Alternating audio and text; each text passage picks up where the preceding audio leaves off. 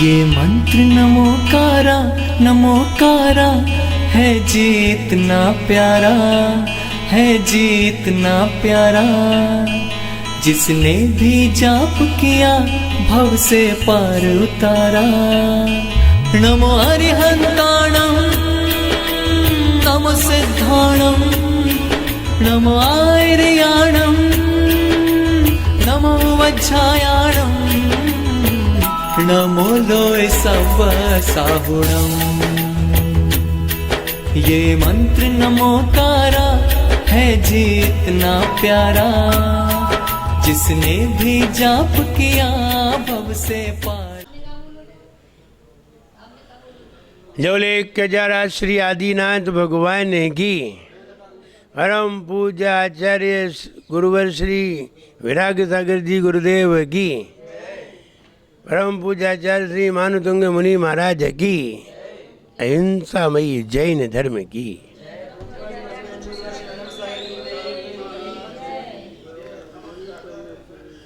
कल देखा था स्पर्श करने मात्र से रोग ठीक हो जाते हैं। मुनिराज उस पीड़ित व्यक्ति को स्पर्श कर ले या पीड़ित व्यक्ति मुनिराज को स्पर्श कर ले तो उसके रोग ठीक हो जाते हैं। उन मुनिराज को हमने कल देखा। आज दूसरे मुनिराज देखते हैं। 48 रिद्धियाँ हैं। इन 48 रिद्धियों के धारी जो मुनिराज हुआ करते हैं उन सबकी अलग अलग विशेषताएं हुआ करती हैं। अलग अलग विचार हुआ करता है। अलग अलग विचार है तो अलग अलग संस्कार है। अलग अलग संस्कार है तो अलग अलग तरह की किस्मत है। और अलग अलग किस्मत है तो अलग अलग सिद्धियां हैं। आज दूसरे मुनिराज की सिद्धि को 34 नंबर छंद में हम देखेंगे। शुंभत प्रभावलय भूरि विभा विभोस्ते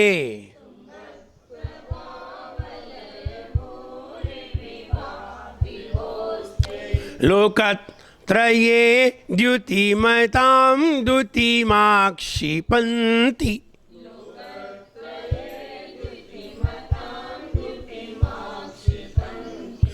प्रोद्यत् दिवाकर निरंतर भूरि संख्या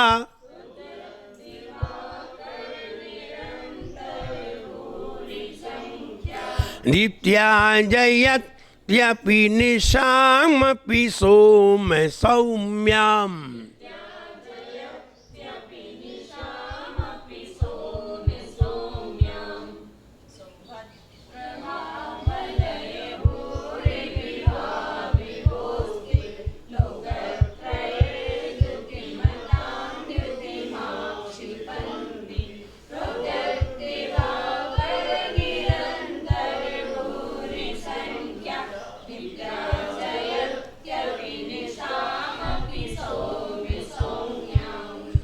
गर्भ संरक्षक, इसका फल है गर्भ की रक्षा करने वाला। इसकी जाप देखिए। ओम ह्रीम अरहम नमो खेलो सही पत्तनम। ओम ह्रीम अरहम नमो खेलो सही पत्तनम।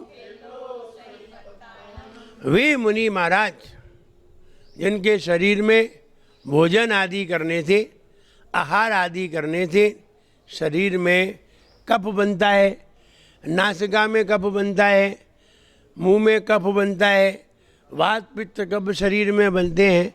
तो जो शरीर में कफ बनता है उनका कफ भी औषधि बन जाता है। खेलोषधि, खेल औषधि, जो शेल है, जो कफ आदि है नासिका मुंह का, वह भी औषधि बन जाता है। वे मुनि महाराज, अब आप विचार करें, क्या कफ भी औषधि हो सकता है? हाँ, हो सकता है। किसी की लार भी औषधि हो सकती है, किसी का जहर भी औषधि हो सकता है। जब जब किसी को कैंसर हो जाता है तो बताइए सांप का जहर औषधि होता है कि नहीं? कैंसर में कोबरा के जहर को शरीर में डाला जाता है, और कोबरा के जहर को नहीं डाले तो वो वायरस मरता नहीं है। अब बताओ, कोबरा का जहर तुम्हें मार रहा है या तुम्हें जीवित कर रहा है? इसलिए किसी की लार औषधि बन जाती है, किसी का कफ औषधि बन जाता है, गाय का मलमूत्र औषधि बन जाता है। आप अपने कफ को तो औषधि नहीं मान रहे हैं, और गाय के मलमूत्र को औषधि। गाय का मूत्र भी तो औषधि बन जाता है। आपको मालूम हो मोरारजी देसाई, तो फिर वो अपनी ही मूत्र को पिया करते थे, उनके लिए औषधि थी। तो औषधि का मतलब है एसिड होना उसमें, तो कहीं ना कहीं कोई ना कोई औषधि तो है ही। इसलिए हर एक चीज औषधि है। अब वो किसके लिए औषधि है ये जानना जरूरी है। किसी के लिए वही जहर है, किसी के लिए वही औषधि है। वही शक्कर है, वही शक्कर किसी के लिए जहर है और किसी के लिए शक्कर अमृत है। वही दूध किसी के लिए जहर है, किसी के लिए अमृत है। इसलिए जिनका कफ आदि औषधि बन जाता है वे मुनि महाराज। औषधि कैसे बनते हैं? हम जितने निर्मल विचार करते हैं, जितने तपस्या के द्वारा विचार करते हैं, तपस्या करते हुए विचार करते हैं, तो तपस्या के बल पर औषधि बनती है, और विचार के बल पर कौन सी औषधि तैयार करनी है ये बनती है। जैसा विचार वैसी औषधि। और तपस्या के बल पर पसीना भी औषधि बन जाता है। आगे आएगा कि पसीना भी औषधि बन जाता है। तो पसीना औषधि बन जाए, मलमूत्र औषधि बन जाए, शरीर में खून औषधि बन जाए, सभी औषधि बन जाते हैं। तो कहने का मतलब ये है, वे मुनि महाराज जिनका कफ भी औषधि बन जाता है, वे क्षेत्र में वे मुनि महाराज विराजमान, उन मुनि महाराज को मेरा बारंबार नमस्कार हो। ऐसी विद्या, ऐसा विचार मेरे अंदर भी उत्पन्न हो, और हम भी ऐसे विचार को उत्पन्न करें। ऐसा विचार करते हुए हम नमस्कार करते हैं। आइए अर्थ देखते हैं। इसमें ओरा का विवेचन है। ओरा माने जानिए, हर व्यक्ति के शरीर से ओरा निकलता है, हर जीव के शरीर से ओरा निकलता है, सिद्ध भगवान को छोड़ करके जिसका शरीर है उसके शरीर से ओरा निकलता ही है। जिसको इंग्लिश में कहते हैं, अंग्रेजी में कहते हैं इलेक्ट्रॉनिक डायनामिक फील्ड। ओरा, आवामंडल इसे कहते हैं। ये शरीर से 3 गुना बड़ा होता है। जैसे मेरा शरीर इतना बड़ा है, तो हमसे 3 गुनी दूरी तक हमारा ओरा होगा। हर जीव का ओरा होता है, चाहे वो चींटी हो, मच्छर हो, मक्खी हो, बंदर हो, मानव हो, गाय हो, बैल हो, कोई भी हो, जानवर हो, पक्षी हो, सबका ओरा निकलता है। जब तक शरीर है तब तक ओरा निकलता है। तेजस शरीर हमारे शरीर में होता है, वो तेजस शरीर ही ओरा बन करके बाहर आ जाता है, और उसका असर होता है। अगर कोई व्यक्ति क्रोधी हो, और क्रोधी का ओरा काला निकलता है। जो व्यक्ति क्रोध में हो, गुस्सा में हो, कषाय में हो, राग में हो, द्वेष में हो, उसका काला और स्लेटी रंग का ओरा निकलता है। तो क्रोधी का काला रंग का ओरा निकलता है, और ओरा दिखाई देता नहीं है। बहुत यानी मशीनों से देखा जाए, रूस देश ने इस पे बहुत रिसर्च की है, और उसने ओरा पे बहुत खोज की है।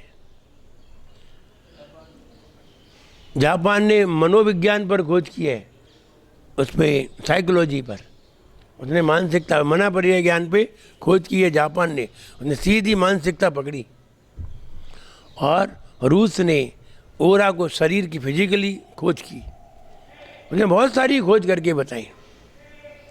उसने एक पेड़ को बताया और ये 2 पेड़ लगाए एक साथ, और दोनों पेड़ की लंबाई एक बराबर थी, और दोनों को उसने ये कहा, एक व्यक्ति ने ये कहा, तुम दोनों को बराबर खाद दीजिए, दोनों को बराबर पानी दीजिए, बराबर धूप दीजिए, बराबर हवा दीजिए, हम एक पेड़ को बढ़ने नहीं देंगे, एक पेड़ को बढ़ाएंगे। बोले तुम क्या कर लोगे? बोले हम कुछ भी कर लें, हम इसको नहीं बढ़ने देंगे। बोले तो हम देखते हैं, हम तुम्हारा परीक्षण देखते हैं। उसने परीक्षण किया, 2 पेड़ अलग अलग जगह बंद कर दिए, अलग अलग अलग जगह रखे, ना वो पेड़ को ये पेड़ दिखे, ना ये पेड़ को वो पेड़ दिखे। लेकिन उसने 2 महीने बाद दिखाया, 1 महीने बाद दिखाया, एक पेड़ बड़ा था, एक पेड़ छोटा था, सब चीज बराबर दी गई। फिर एक पेड़ छोटा कैसे रह गया, एक पेड़ बड़ा कैसे रह गया? कुछ नहीं, वो व्यक्ति जाता था और एक पेड़ के पास जाकर के बड़े प्रेम के विचार रखता था, अच्छे विचार रखता था। दूसरे पेड़ के पास जाकर के गुस्सा दिखाता था, मारने काटने की बात करता था। वो पेड़ नहीं बढ़ पाया, वो आगे बढ़ गया। इसलिए जो लोग मारने काटने के विचार करते हैं, विषय भोगों के विचार करते हैं, वे कभी जिंदगी में बढ़ नहीं पाते, और वे लोग आगे बढ़ जाते हैं जो लोग प्रेम और वात्सल्य रखते हैं। तो ऐसे बहुत सारे प्रयोग किए। तो रूस ने ओरा के बारे में बहुत खोज की, और उसी ने ही बताया कि शरीर से ओरा निकलता है। यद्यपि जैन दर्शन में तो पहले से ही लिखा था, लेकिन उसने सिद्ध करके रख दिया कि हमने ये देखा है, ये ऐसे ऐसे ओरा निकलते हैं। बोले इससे क्या पता चलता है? जिसका काला ओरा होता है वो व्यक्ति बहुत क्रोधी होता है, अहंकारी होता है, भोगी होता है, एक दूसरे को मारने के लिए तैयार रहता है। स्लेटी निकलता है, वो एक दूसरे लड़ने के लिए तैयार रहता है। और नीला निकलता है, वो एक दूसरे को मारने को तो तैयार होता है, लेकिन जान से मारने को तैयार नहीं होता। काले ओरा वाला जान से मारने को तैयार होता है, नीले ओरा वाला हाथ पैर तोड़ने को तैयार होता है, और स्लेटी ओरा वाला लड़ने को तैयार होता है। ये तीनों की ओरा अलग अलग है। और अगर शरीर से पीला ओरा निकल रहा हो तो वो व्यक्ति कभी लड़ता नहीं है, प्रेम करता है, स्वयं से प्रेम करता है, लड़ता नहीं है। और गुलाबी निकल जाए तो वो दूसरों को भी प्रेम करता है, सबसे प्रेम करता है। और सफ़ेद निकल आए तो वो व्यक्ति न किसी से राग करता है, न किसी से द्वेष करता है, वो तो अपने आप में राग करता है। ये अलग अलग ओरा है। और जिसके शरीर से ओरा नहीं निकले वो व्यक्ति मरा हुआ है। अगर व्यक्ति की पहचान करनी है तो उसके शरीर का ओरा देख लें। अगर ओरा निकल रहा है तो व्यक्ति जिंदा है, चाहे सांस चल रही हो चाहे नहीं चल रही हो। अगर ओरा दिख रहा है तो जिंदा है, और ओरा नहीं दिख रहा है तो मर गया। सिद्ध भगवान के ओरा नहीं निकलता है। तो ये 6 तरह के ओरा होते हैं, 6 तरह की शरीर से निकलते हैं, और शरीर से बदलते रहते हैं। अभी गुलाबी निकल रहा है, पीला आ जाए, काला निकल रहा है, स्लेटी आ जाए, पीला आ जाए, ऐसा हो सकता है। पीला निकल रहा है, काला आ जाए, ऐसा हो सकता है, क्योंकि हमारे विचार बदलते रहते हैं। तो जैसे जैसे विचार बदलेंगे वैसे वैसे ओरा बदलेगा। जैसे मक्खी मच्छर आदि हैं, इनके काले ओरा होते हैं, काले और नीले ओरा होते हैं। तो अन्य जानवर हैं जो बहुत ही क्रूर हैं, हिंसक हैं, उनके काले होते हैं, और जो हिंसक नहीं है उनके काले नहीं होते, उनके स्लेटी होते हैं, नीले होते हैं, पीले बहुत कम लोगों के होते हैं। इसलिए 6 प्रकार का ओरा है, शरीर का ओरा निकलता है। और उधर भगवान के शरीर से ओरा निकलता है, तो भगवान के शरीर से जब ओरा निकलता है तो पूरे उसमें उजाला हो जाता है, तेज निकलता है। और यहाँ भावमंडल की बात कही है, देव लोग उनकी भामंडल से पूजा करते हैं, पीछे एक भामंडल लगा देते हैं। हर किसी के ऊपर भामंडल नहीं लगते, भामंडल उन्हीं के ऊपर लगते हैं जो आश्चर्यजनक कार्य करते हैं, जिसको सब लोग दांतों तले उंगली दबा लेते हैं और कहते हैं ऐसा तो हम नहीं कर सकते, उनके ऊपर ये भामंडल लगते हैं, हर किसी के ऊपर थोड़ी लगते हैं। तो इसलिए यहाँ वो भामंडल की बात कही है, और वो भामंडल सबके शरीर में होता है। जब तक शरीर है तब तक वो आभा मंडल तो निकलेगा। भामंडल देवलोग लगाते हैं, आभा मंडल अपना निकलता है, आभा हम सबकी निकलती है, और भामंडल देवलोग उन भगवान के ऊपर लगाते हैं जिन्होंने कोई ऐसे कार्य किए हैं जो दुनिया में कोई नहीं कर पाते हैं, उनके लिए ये भामंडल आते हैं। आइए उसका अर्थ देखते हैं। वो कहते भी हैं कि कैसा कैसा भामंडल होता है, तो 6 प्रकार का। लेस्या बड़ी होगी, 6 लेस्याएँ होती हैं, वो लेस्या ही भामंडल है। कषाय और योग से दोनों से मिलकर के वह लेस्या बनती है। कषायानुरंजित परिणति, कषाय से अनुरंजित जो हमारी परिणति है, योग प्रवृत्ति लेस्या। कषाय से अनुरंजित योग प्रवृत्ति को लेस्या कहते हैं। कषाय भी हो और योग भी हो, बिना कषाय के लेस्या नहीं बनती है। इसलिए देखते हैं, है नीला पीला लाल हरा मन, किसी किसी का काला मन। नीला पीला लाल हरा मन, किसी किसी का काला मन। कभी कभी हो करुणाधारी, कभी कभी हो धाला मन। और मन के है आयाम मने को, एक जगह नहीं टिकता मन। मन के है आयाम अनेकों, एक जगह नहीं टिकता मन। ज्ञान बिना कीमत घट जाती, चंद रुपए में बिकता मन। भावों की पगडंडी पर सरपट दौड़ा करता मन। भावों ही भावों में भव के सपन संजोता रहता मन। इसलिए यह मन निरंतर कोई ना कोई लेस्या बनाता रहता है। अब जब इसे भगवान का दरबार मिलता है, गुरुओं का समागम मिलता है, इसकी विचारधारा अच्छी होती है, अच्छी लेस्या हो जाती है। और जब भगवान का सानिध्य नहीं मिलता और अन्य कहीं विषय कषायों का सानिध्य मिल जाता है, तो इसके विचार बिगड़ जाते हैं, इसकी लेस्या खराब हो जाती है। यही दोनों में अंतर है। आइए अर्थ देखते हैं। शुंभत प्रभा, ये भगवान के पीछे भामंडल लगता है। भामंडल में 7 भव दिखाई देते हैं। कितना आश्चर्य हो, अगर ये ऐसा आईना अगर कहीं हिंदुस्तान में आ जाए और ये कहें इसमें 7 भव दिखाई देंगे, पहले तुम क्या थे, 3 भव पहले तुम क्या थे, और आगे तुम क्या बनोगे, और उसके आगे क्या बनोगे, उसके आगे क्या बनोगे। अगर इसका 1000 रुपये भी टिकट रख दिया जाए तो उसमें वेटिंग लिस्ट चले, वेटिंग चले। आदमी कैसे भी 1000 रुपये कमा के वहाँ जरूर जाएगा, वहाँ जरूर जाएगा। महाराज बने वो बात की बात है, लेकिन ऐसा आईना अगर कहीं दर्पण कहीं रख दिया जाए और उसका टिकट रख दिया जाए 1000 रुपया, तुम्हें 7 भव पता चलेंगे। आदमी, हम कह रहे अगर 100 करोड़ हैं तो कम से कम 80 करोड़ तो जाएंगे हैं, तब 1000 रुपया कहीं जुटा के जाएंगे जरूर।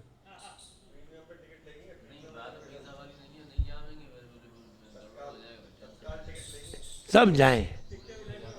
ऐसा भामंडल देवलोग भगवान के पीछे लगाते हैं। समझ में लाखों लोग आते हैं और उन्हें भामंडल में अपने अपने भव दिखाई दे जाते हैं। क्या आनंद है। कौन नहीं जाए समझ, पता तो चल जाए। और कौन नहीं जाए, तुम्हें अभी हम बता दें कि वहाँ 100 टन सोना पड़ा हुआ है। तुम तो देख तो आए, लेने मिले वो नहीं जो तुम्हें मालूम है। देखने में कहा जा रहा हो, वहाँ हीरा है, हीरे पड़े हुए हैं, कौन नहीं जाए, देख तो आई। ऐसे ही भगवान क्या समुसरण होता है। और उनके पीछे जो भामंडल लगता है उसमें 7 भव दिखाई देते हैं।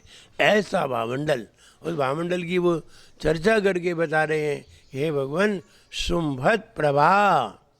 शुंभत माने ज्योतिर्मान, प्रकाशमान, प्रभा भामंडल, प्रभा वलय माने गोल, वलय माने गोल, भामंडल, भा प्रभा जिसमें से कांति निकल रही है, ऐसा गोल कांतिमान, भूरी बहुत, विभा कांति, विभोस्ते हे भगवान, विभो हे भगवान, ते आपके भामंडल की कांति बहुत है। बोले कितनी है? तो कह रहे हैं लोकत्रये, तीनों लोक में, द्वितीय मताम, जितनी भी कांतिमान वस्तुएं हैं, सबसे ज्यादा दुनिया में कांतिमान वस्तु क्या है विनोद भैया? प्रकाशमान कांतिमान सबसे ज्यादा क्या है? सूरज। इससे ज्यादा कांतिमान कोई नहीं है, डायमंड नहीं है इतना कांतिमान, सूरज है। तो कहते हैं लोकत्रये, तीनों लोक में, द्वितीय मताम, जितनी भी कांतिमान वस्तुएं थी उनकी कांति, द्वितीय उनकी कांति आक्षी बनती, उसकी कांति भी उस भामंडल के सामने फीकी पड़ जाए, उस भामंडल के सामने। और एक सूरज नहीं, करोड़ों सूरज एक साथ अपना प्रकाश लेकर के आ जाएं तो भी भामंडल की कांति के सामने सब फीके पड़ जाएं। कितनी कांति होगी, वो कांति बता रहे हैं।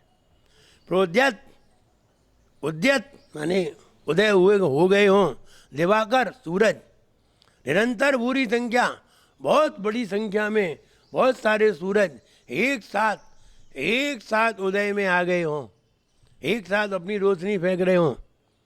दीप्त्या जयत्यपि, तो भी निशाम अभी सौम्य सौम्याम, और कई चंद्रमा एक साथ अपनी कांति लेकर के आ गए हों, लेकिन फिर भी आपके भामंडल की कांति का तिरस्कार नहीं कर पाते। आपका भामंडल सबका तिरस्कार कर देती है, यानी सब आपके भामंडल के सामने सब फीके पड़ जाते हैं, लेकिन आपका भामंडल किसी के सामने फीका नहीं पड़ता। प्रशंसा करके बता रहे हैं, हे भगवान देवों ने ऐसा भामंडल लगाया है, हल्का फुल्का नहीं लगाया, ऐसा भामंडल लगाया। ऐसा भामंडल हमें भगवान के सामने लगाना चाहिए, हमने लगाओ ही नहीं। कहाँ लगाया है? लगाया ही नहीं, मिलता ही नहीं है। ये मत कहो कि मिलता नहीं है, तुम देखो हम लाए नहीं है, और हमने कभी सोचा नहीं है कि भगवान के पीछे भामंडल लगी। वो पत्थर को बना तो दो, तुम्हारे दिमाग में ही पत्थर है तो क्या करें? तुम्हारे दिमाग में ही पत्थर है तो क्या करें? शानदार भामंडल लगाते इतना बड़ा, मजा आ जाता देख करके। लगाए कि नहीं? नहीं लगाए। कहाँ लगे हैं छत्र? वो 10 दिन में लगा देते फिर हटा देते, फिर भगवान का अतिशय खत्म हो जाता है 10 दिन के बाद। 10 दिन तक भगवान का अतिशय रहता है, उसके बाद तो भगवान ऐसे ही हो जाते हैं जनरल। तो हम लाए नहीं, इतना बड़ा भामंडल आता है, क्या शानदार भामंडल आता है। मंगाओ तब आए, और लगाओगे तो शोभा लगेगी। 3 भगवान है, शानदार भामंडल लगाइए। विनोद भैया सोचा ही नहीं, केवल पानी ढारवो सीखो बस। क्यों नहीं सोचा? जब भामंडल लगाते तो पढ़ते छत्र चमर भामंडल भारी, मजा आ जाता देख करके। क्यों नहीं आया मन में? हमारी बुद्धि अच्छी नहीं है, हमारी बुद्धि भगवान की सेवा की नहीं है। सेवा उसे कहते हैं जिसमें हम भगवान को बहुत अच्छा देखें, बहुत बढ़िया से बढ़िया, उसे सेवा कहते हैं। यानी हमने आपसे कर लो, बहुत बड़ी सेवा कर ली, पागल ना बनो, ये वास्तविक सेवा नहीं है, ये तो फॉर्मेलिटी दी है। हमने कभी सेवा की ही नहीं, हमने कभी मन ही नहीं बनाया। छत्र लेके आए, भावमंडल लेके आए, आप भगवान को शानदार देखें, आनंद आए, आया ही नहीं तुम्हारे मन में।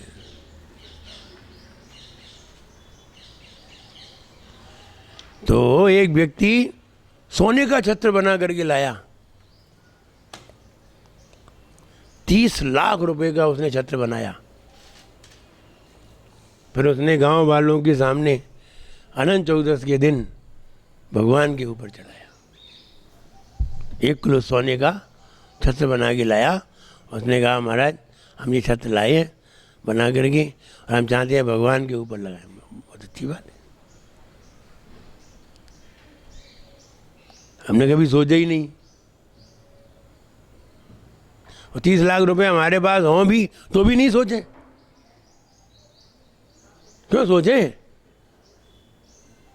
हमारा मकान नहीं बनवाएंगे?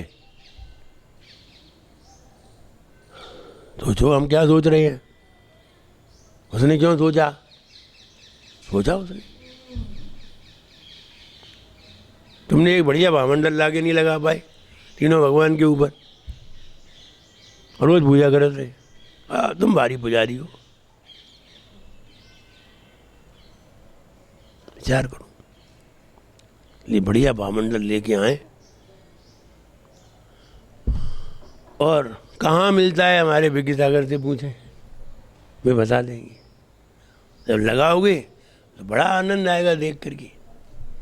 ऐसा भावमंडल,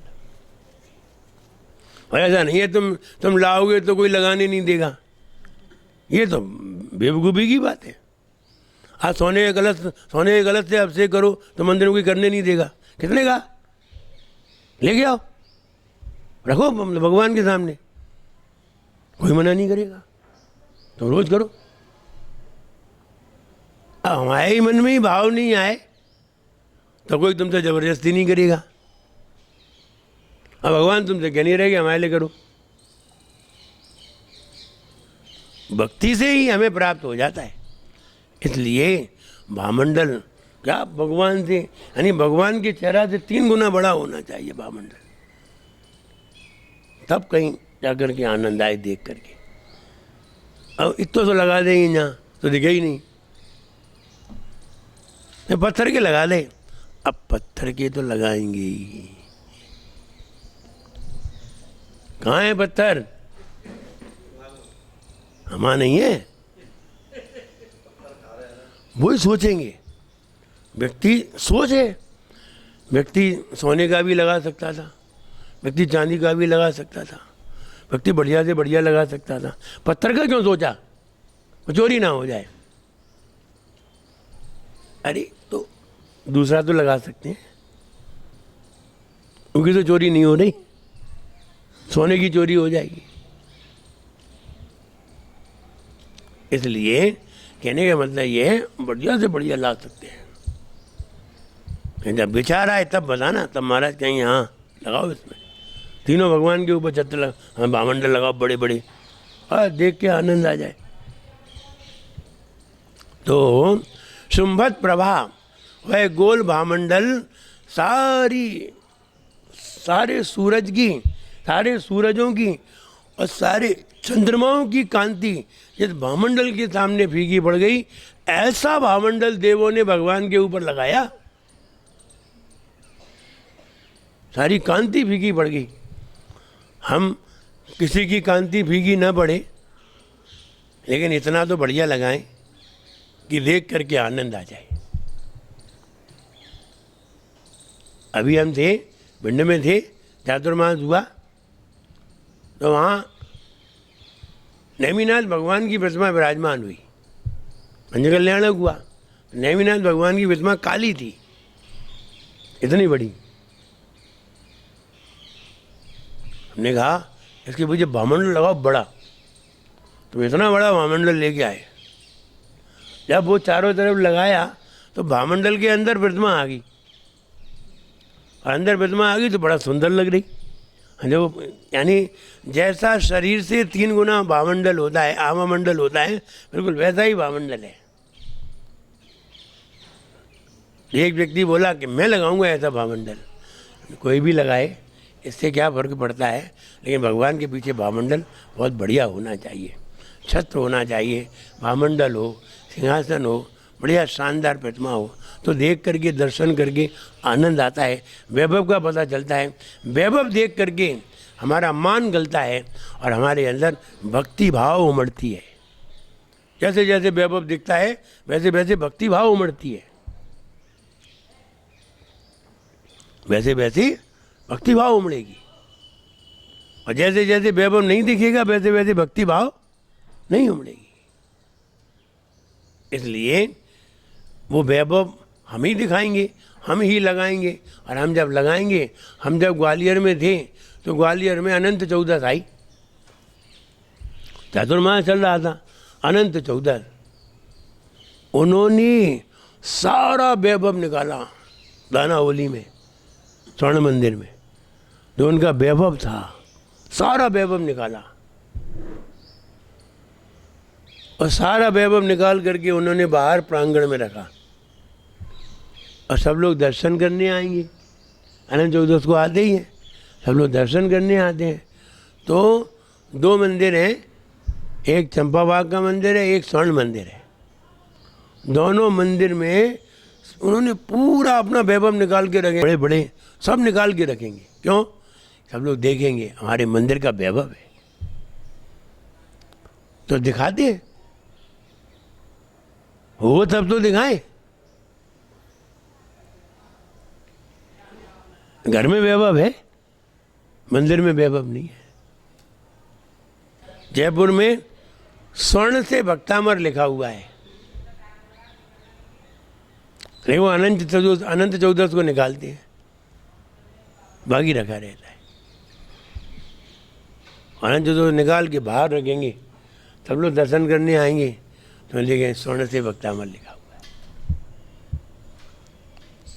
तो कहने का मतलब ये है, हमारे मंदिर में वैभव होना चाहिए, और जितना बढ़िया वैभव होता है तो मंदिर को उतना ही ज़्यादा प्रसिद्ध समझा जाता है, उतना ही प्रसिद्ध होता है।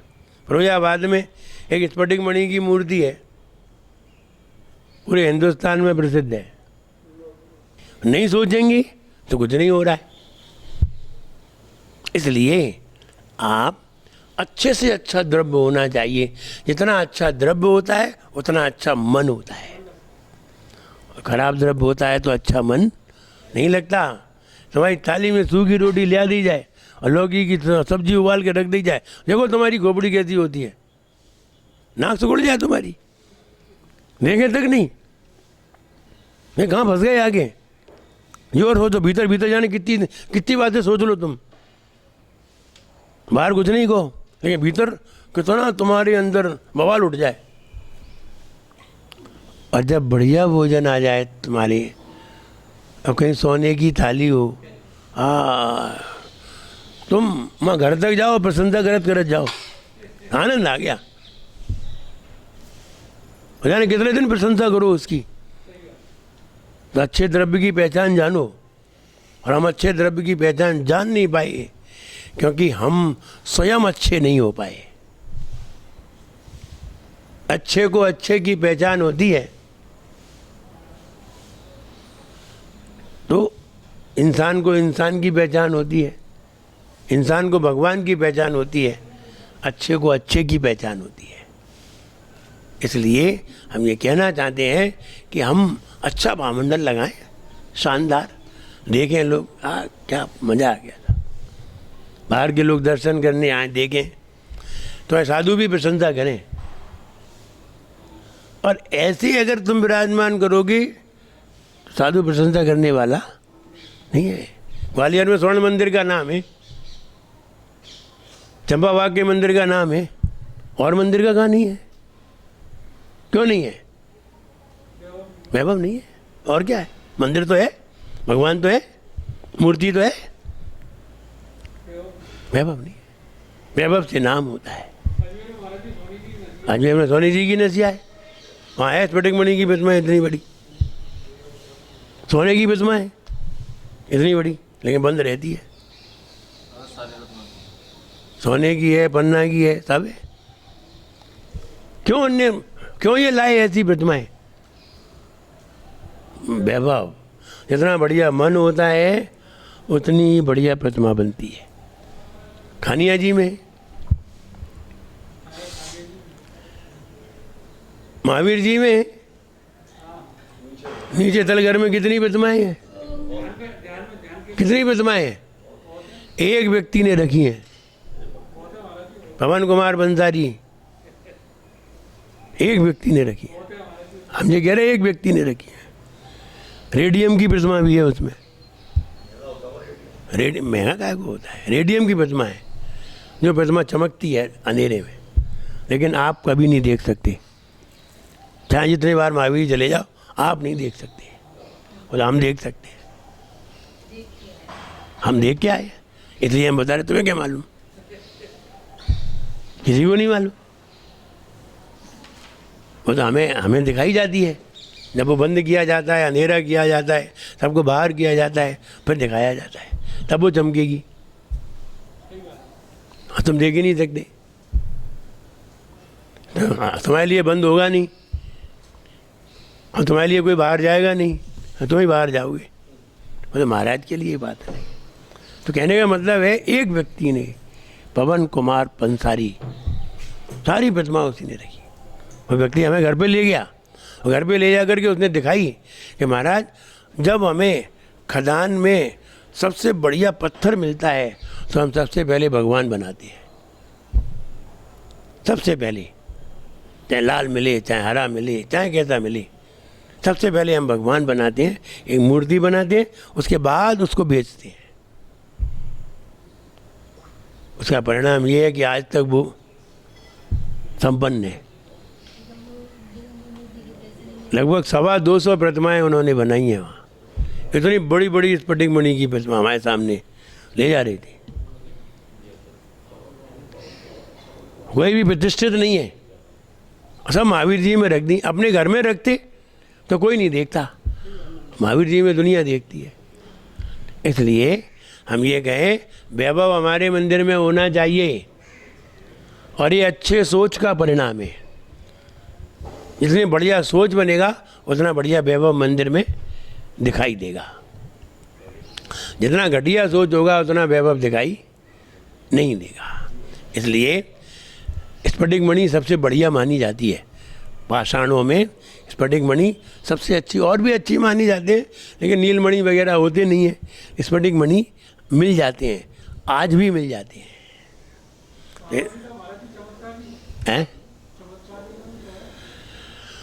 वो तो अपने भावों से है। तो हम ये कहना चाहते हैं, ऐसा भावमंडल देव लोग भगवान के पीछे लगाते हैं, जिसमें 7 भव दिखाई देते हैं, और जो कई सूर्य और कई चंद्रमा की कांति को जीतने वाला होता है, ऐसा भावमंडल भगवान के पीछे देव लोग लगा करके भगवान के अतिशय को बताते हैं, भगवान की विशेषता को बता करके सबको भगवान के प्रति आकर्षित करते हैं। आइए इसका पद्यानुवाद देखते हैं। आपका भामंडलम है कांतिमय भारी, 7 भव दिखते हैं जिसमें गोल आकारी, भूरी संख्या में दिवाकर इंदु आ जाए, आपके भामंडलम को ना लजा पाए, भामंडल सबको सुखकारी है भगवन, है भगवन, आदिनाथ गुरु मान तुंग को करूं नमन, हो विनम्र भक्ता मेरे गाँव में पावन, मैं पावन, आदिनाथ गुरु मान तुंग को करूं नमन। इस तरह हम भगवान की भक्ति अगर रोज करते रहेंगे तो ध्यान रहे, एनर्जी कुछ खाने से नहीं आती, एनर्जी भाव बनाने से आती है। शक्ति भाव बनाने से आती है, और भाव बनाने के लिए शक्तिमान को स्मरण करना पड़ता है। शक्तिमान स्मरण होता है, भाव शक्ति जागृत हो जाती है, हम ताकतवर हो जाते हैं।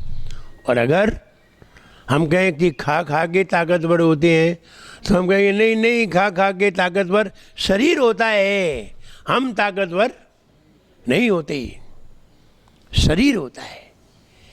और शरीर को कितना ताकतवर बनाओगे, और शरीर ताकतवर हो भी जाएगा और तुम ताकतवर नहीं हुए, तो तुम्हारी शरीर की ताकत कोई काम की नहीं रह जाएगी। इसलिए तुम ताकतवर बनो। तुम ताकतवर हो तो शरीर भी अपने आप ताकतवर हो जाता है, और तुम कमज़ोर हो तो शरीर अपने आप बहुत ताकतवर भी कमज़ोर हो जाता है। इसलिए हम ये कहना चाहते हैं, भाव शक्ति को बढ़ाने के लिए, भाव शक्ति बनाने के लिए, इम्यूनिटी बढ़ाने के लिए तो दवा आई, और इम्यूनिटी बढ़ाने की लोगों ने बात बताई, लेकिन आत्मशक्ति को बढ़ाने के लिए किसी ने भी नहीं बताया कि आत्मशक्ति कैसे बढ़ेगी, जिसके सामने इम्यूनिटी तो अपने आप बन जाएगी।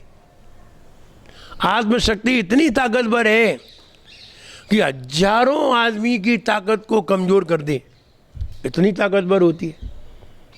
लेकिन वो तो भूल गए और शरीर को ताकतवर बनाने में लग गए। चाहे काढ़ा पी लें, चाहे भले ही कड़वा हो,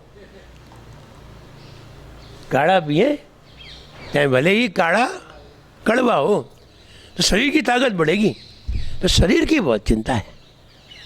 हाँ ठीक है, शरीर की चिंता करो, लेकिन आत्मशक्ति को पैदा करने के लिए कोई आत्म तत्व का ध्यान करो, अच्छा ध्यान करो, भगवान की स्तुति करो, तो आत्मशक्ति बढ़ेगी। यही आत्मशक्ति सबसे लड़ने की ताकत पैदा कर देगी। इसलिए इस शक्ति को प्राप्त करके अपने जीवन में आनंद लीजिए। जब बोलिए परम पूज्य आचार्य गुरुवर श्री विराग सागर जी गुरुदेव की।